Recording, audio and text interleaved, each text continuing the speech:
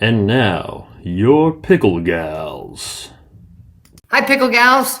Don't be fooled. I know you see Rachel and I, but this is not what you are thinking. This is brand new. This is fresh, and it's going to be raw. We are launching today Pickle Gals Happy Hour.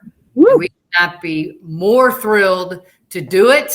We are super excited. And with that, the concept is really inviting you into our living rooms. Well, today it's actually or storage rooms. This is real life, folks. I'm at work. I'm in a storage room, and we're gonna roll with it. Let's go. So the whole idea is to invite you into our living rooms. Hopefully, you're inviting us into yours. It's kind of like how pickleball started, right? The community and the friendships, and we really wanted to add to the Pickle Gals podcast and brand and bring this social friendship side of all of our relationships to you. And to do that today, we've invited two very special guests, dear friends of ours, and female coaches in pickleball as well. So with that, we're going to bring them to the show. Mm-hmm. The one thing about it, if you caught me, we said happy hour. So each week when we come to the show, we will all BYOD, bring our own drink. It may be water, it may be hot chocolate, or it may be wine or beer or a drink. So with that, my name is Krishan Spackman. And I'm Rachel Roney. And we are the Pickle Gals. Cheers. And cheers. All right, without further ado, we are going to bring to you Megan Washburn and Teresa Tarn. Give us 1 second here. Yay. Hey, everybody. Hi, guys. Hello. Super excited to have you both here. It's going to be super fun to have our friends here, all female coaches in the industry, and to dive into that today. And I'm going to kick it off first with my good friend, Megan Washburn from Charlottesville, Virginia, not too far away from me. Just a phenomenal person, first and foremost, and an incredible player and coach. And I'm lucky to know her. So thank you for coming on today. And kind of to kick it off, let's get to know you. How did this start for you, this pickleball journey? Where is it headed? And of course, share your drink of choice as well. Well, Rachel, thank you for that generous introduction. The feelings are mutual towards you. I just want you to know that. Great admiration for you. My pickleball journey started in 2015, so I've been playing for a little while. I was playing volleyball in a league, and someone came to me, and she had started playing pickleball, and she wouldn't stop talking about it, y'all. She was obsessed. I don't know what that's like at all. So I was like, listen, if you'll stop talking about this game that no one knows anything about, I will come and play with you, and then we can never talk about it again. So I went once, and I think I got to hit an overhead smash, and then I was hooked. And it's become an obsession for me since then. So I understand why she kept talking about it. And you asked about where it's going. Yeah, just your journey so far. I know it's been a journey. Yeah. Just trying to get better and improve. I've been playing at the 5-0 level. Rachel and I just won a national championship and Triple Team Pickleball. Let's go. Megan was the captain. Yeah. Just wanted to point that out. And the first rule of being a captain is find good people to be on your team with you. And then I'm hoping to try out for one of the new pro leagues that they're developing for folks my age. As Krishan said earlier before we got on, I'm older than dirt. So yeah, we should say that, by the way. We've got the young guns in here, and we've got the old ladies in here, but everybody is doing great things. And if you didn't know this, tech, right? Paddle tech. Yeah. Paddle tech, yeah. I've been honored to be. I know. Yeah. So you got that nice paddle tech paddle you're representing. Yeah. Yep. And you can see there's a little bit of success hanging on our board right behind you there. Yeah, just a little. Yeah.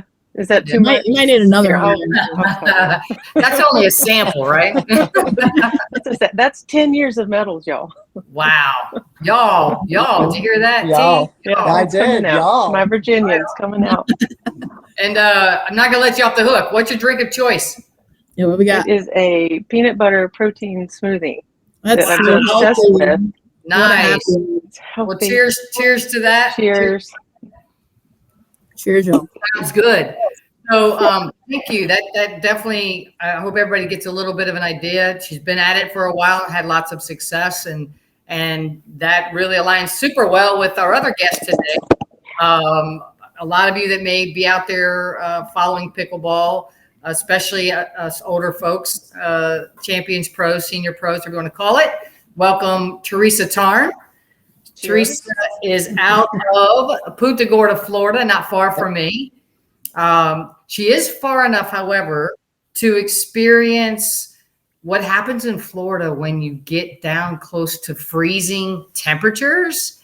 And that is, we get iguanas to fall off of the trees. That is right? correct. That is correct. I don't know what happened. Well, I know what happened. You went and got another drink. No. The storage room internet isn't great, I guess. Usually storage room internet. You need a booster. So at any rate, yeah, down in Punta Gorda land, a little bit colder. So the iguanas, when it gets this cold, fall out of the trees as really a way to protect themselves. And they appear that they've died, but they're not, and leave them alone, and they wake up when they get warm. Yeah. I mean, who's heard of Basically. as a transplant? I don't get it. But at any rate, this is Teresa Tarn. She's a brand in herself.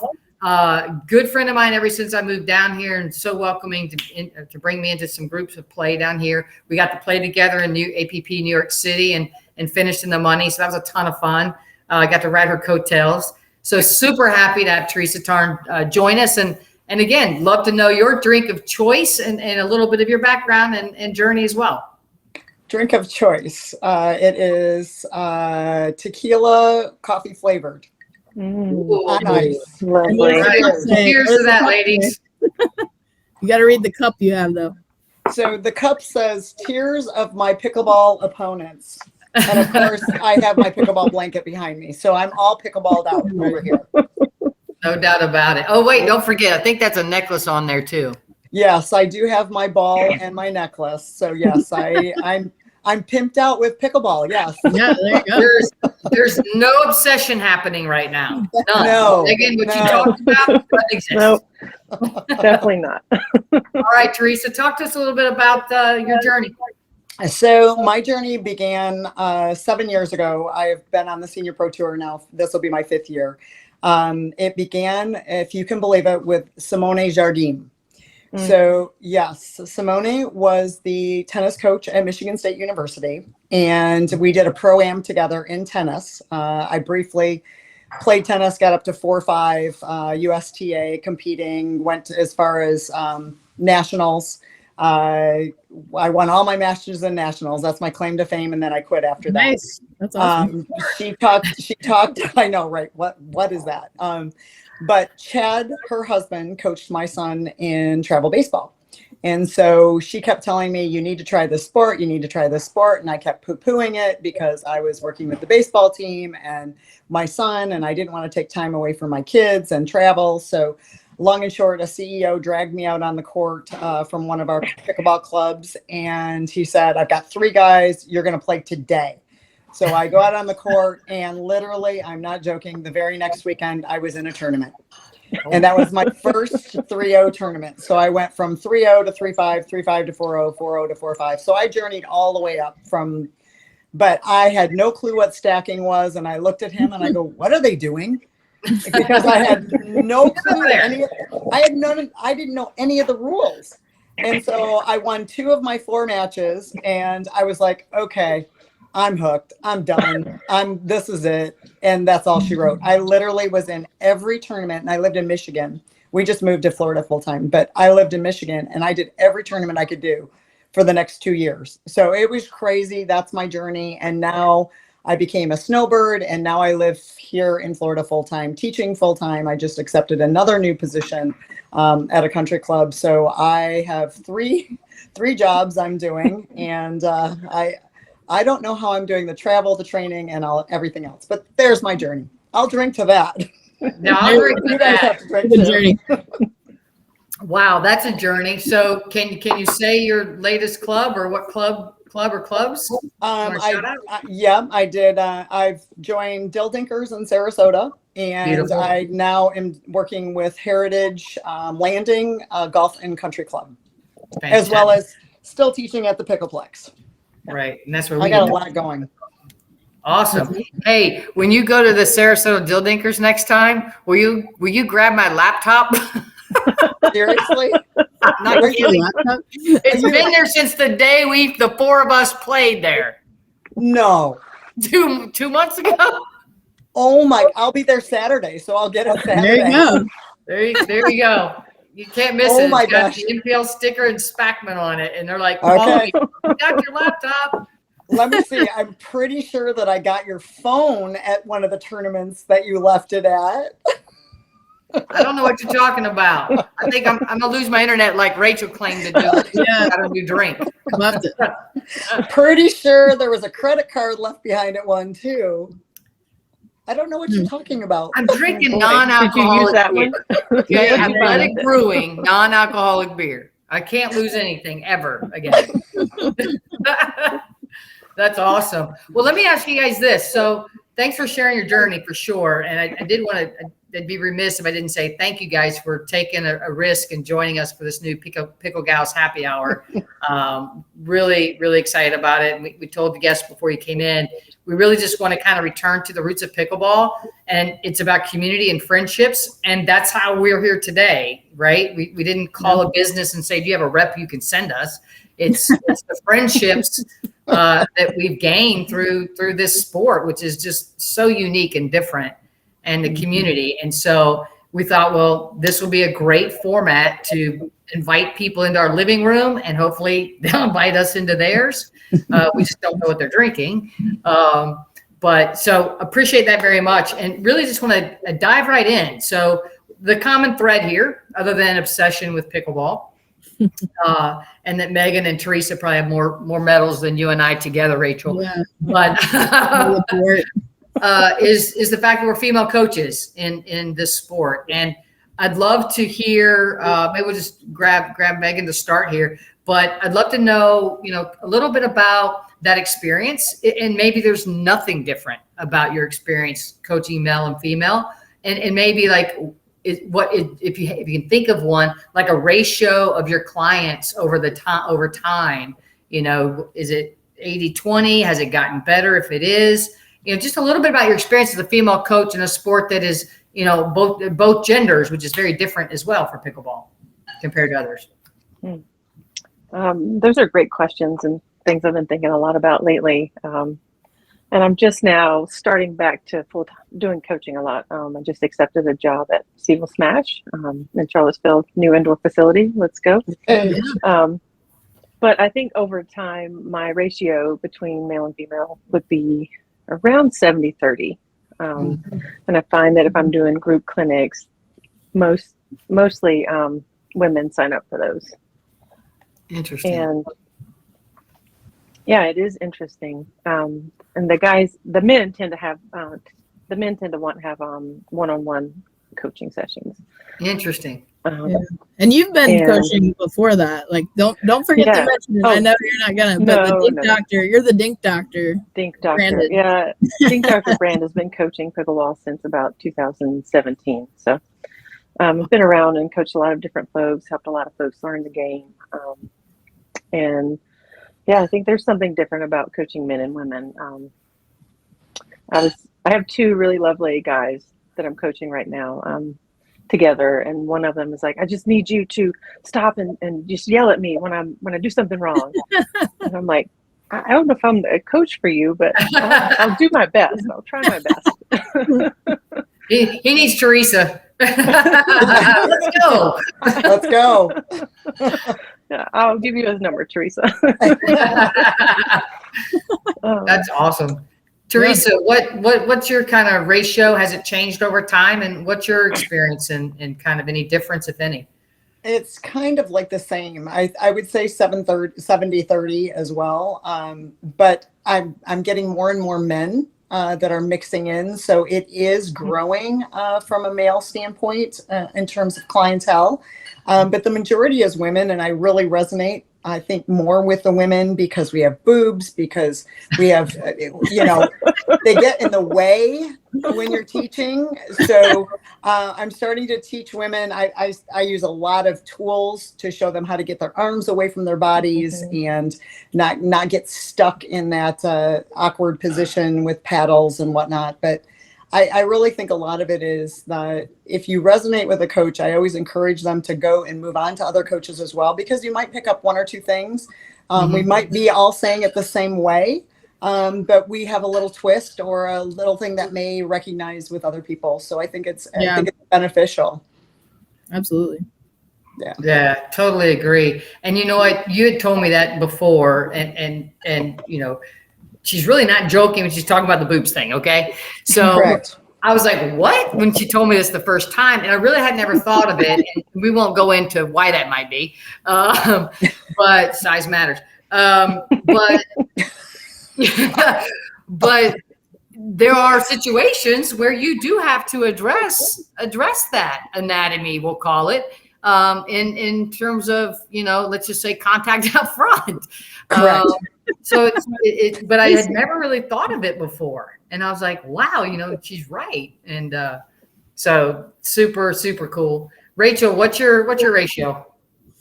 I'm going to agree with Megan. It's about 70-30 that I'm seeing. Yeah. I definitely have found my niche with women and children, I would say, overall. And that what I find is that 3-5 level seems to be the most open to coaching and what I see the most of.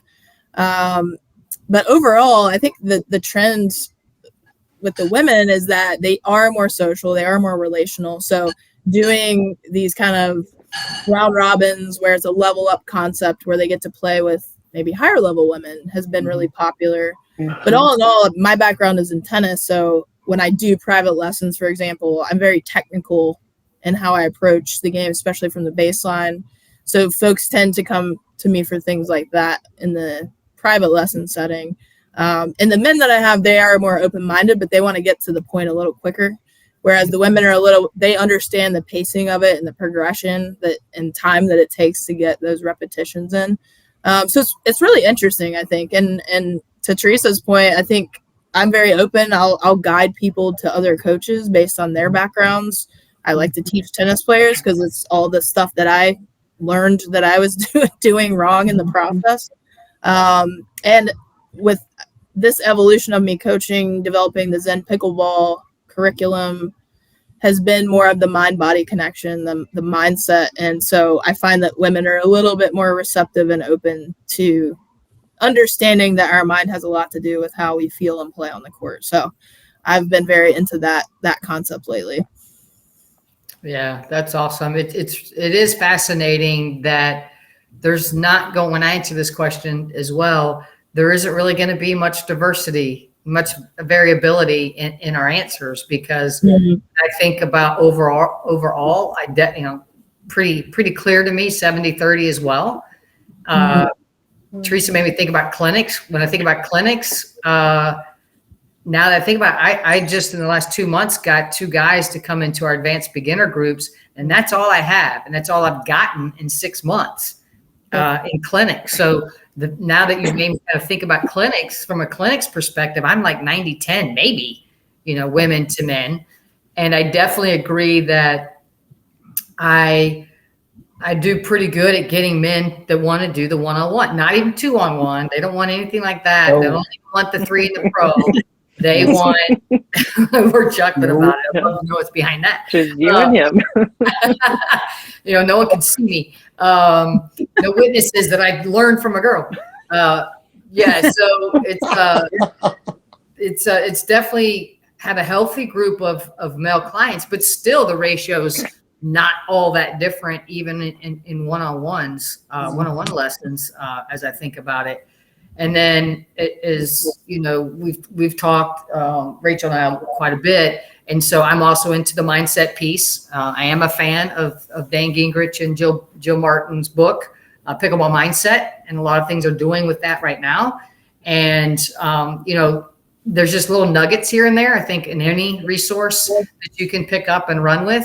And so I've really started putting sports psychology is from my experience of having gone to a sports psychologist a couple years ago. All it takes is be horrible at nationals and you'll end up with a sports psychologist. So that's how I earned my sports psychology degree is, just mess up a couple of tournaments in a row and it happens. But I introduced some of those concepts that he taught me that I really appreciated and felt like it changed me.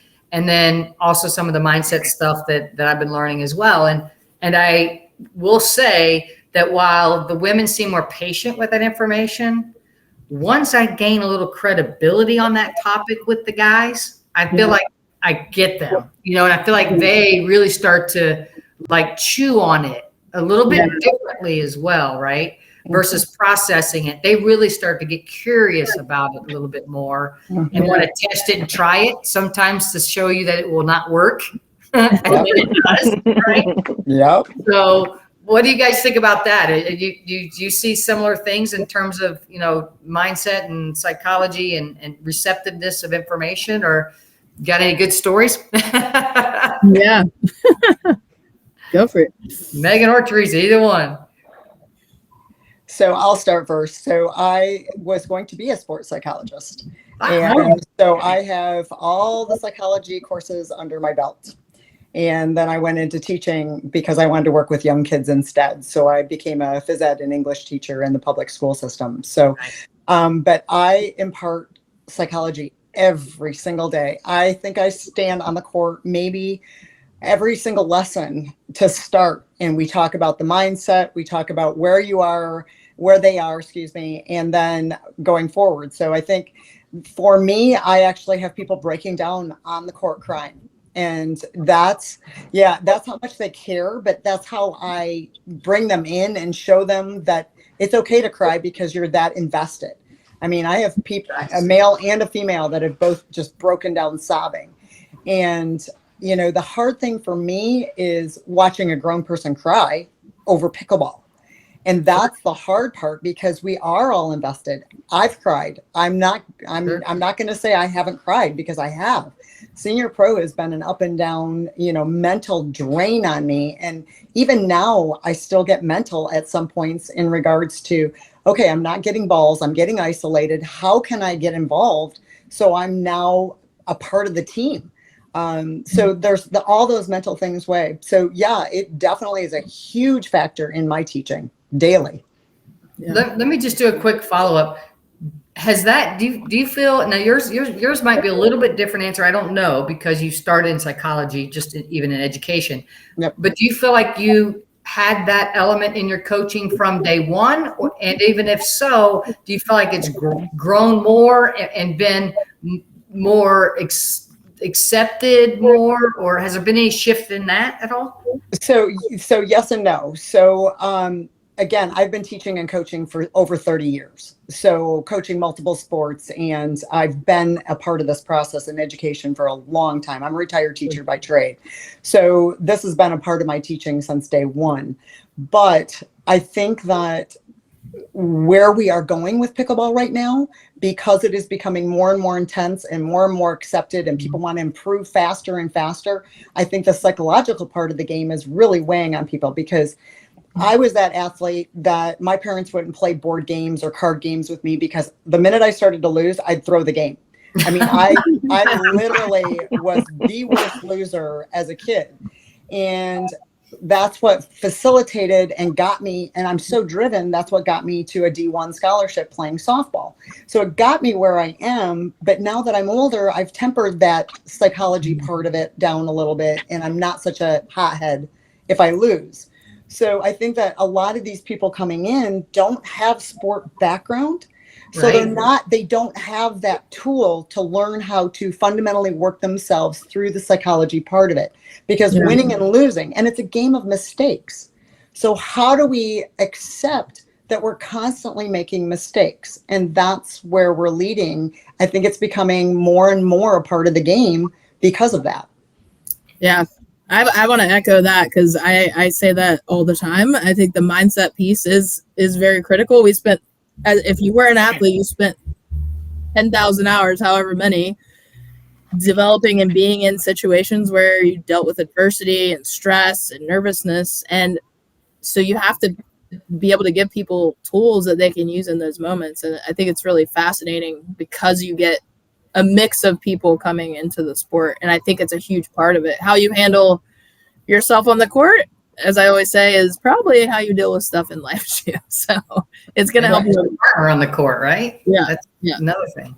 So Megan, in hearing that, in your experience, do you find that it's more common to talk about than it used to be? You know, what do you feel like in that kind of, that you've been at it like Teresa a pretty long time as well? Yeah. And the things that Teresa brought up in myself when I was listening to you talk, yes, I've been playing for a while. I played Division I rugby, but no one ever helped me with my mindset. So when you play rugby, you just go out, you beat each other up for 90 minutes, and then you go and have drinks together. And there's no mindset processing. There's nothing like that happening. And so it wasn't until I started playing pickleball that I realized that I needed to work on that part of my game. I would say that a couple of years ago, I went to get my master's in educational leadership. And during that time, I stopped coaching. But also during that time, I really was intentional about developing my mindset, becoming a better loser. Because I love it. Yeah. I love it. That's a podcast, Rachel. Write that down. Yes. That'll be a good loser. It'd probably be a happy hour one though, not a full house Might podcast. need a drink for that one. Yeah, like I have some things I'm not proud of, but I lost one game and I went out and I ran laps around the building because I didn't know what to do with those emotions. And so I'm like, I've got to figure this out. So I've spent those 2 years working on myself. How can I be a better teammate when I'm losing? How can I better recover from mistakes? And then I just want to make sure that the community is still intact when I get done. I don't want to jeopardize that by actions that I'm taking because I'm angry or upset. So now that I'm back into coaching, I'm interested to see how that starts to translate into what I'm doing, because it's been such a big part of my work on myself. And now that I've kind of got an idea about how to do that, I feel like I maybe can start helping people do it for themselves as well. But yes, I think that the conversations are coming up more and more, even in our friend circle. We talk about that all the time because the pressure that people put on themselves. I'm going to go play pro. Okay, let's talk about that. What do you need to be able to do that? What are those skills? What are those mindsets that you need to be able to have to be able to do that? So yeah. And that's a really great transition to where I was going to go is I don't want anyone to get lost in that the coaching that we're doing and the conversations we're having about the sports psychology and the mindset is pro specific, right? Right. No, I want to be 4 or 5. I want to be right. Wherever you're elevating to. Yeah. It's rec play. Yeah. It doesn't matter the level, right? Do you agree? Yeah. Oh yeah. No. Absolutely. It doesn't matter the level. I mean, Mm-mm. it wasn't until I was in college sports that I started getting the yips. And to Megan's point, it was like, I didn't know why. They're just like, do it. You've done it a million times. So it wasn't until much later that I realized it was a mental something going on, and really was fascinating to explore, right? And so that's where people, they don't know what to do with that, right? I didn't know what to do with that in that moment. I was like, what's wrong with me? So yeah. I think what's interesting about it, and I know we don't have a lot of time left here, but I think what's interesting about it too is not, the majority of players are not coming in to be competitive players, right? They've heard about the sport. They got into it. It's still true. Community, friendships, the way the 4 of us know each other today is exactly through the game of pickleball, showing up one day and meeting people and that whole, web of friendships that connect us together. And so when we talk about the mind, again, I'm just going to pick on this mindset in sports psychology. I think we're all clear that, again, 90% probably are not getting into pickleball to compete, right? The top 5% are out there competing at this super high level and winning or losing, but they're competing at that super high level consistently or what have you. So, I just emphasize this is true no matter where you are, because as people, it's really this. Let me see how you think about this. We don't have a lot of time left, but I feel like we get these friendships on the court, and they're people we know and we don't know. And at the end of the day, we have ego. We still have ego. We have pride. We have all of that. And some of us have played sports before. Some of us haven't played sport before. And it's just, I feel like I see that first 3 months, maybe even 6, that a lot of that social part and all of the fun and the meeting, but there becomes this point where they go, I want to get better. Mm-hmm. Like they came in the game just to have a drink and hang out. Almost everybody I've seen, I started in 2018, almost everywhere I've been, no matter the state, no matter what park, indoor, outdoor level, they all seem to hit this point, relatively all, seem to hit that moment of, I want to get better just to hang out and play with people at the park. It's not for some big, grandiose goal even.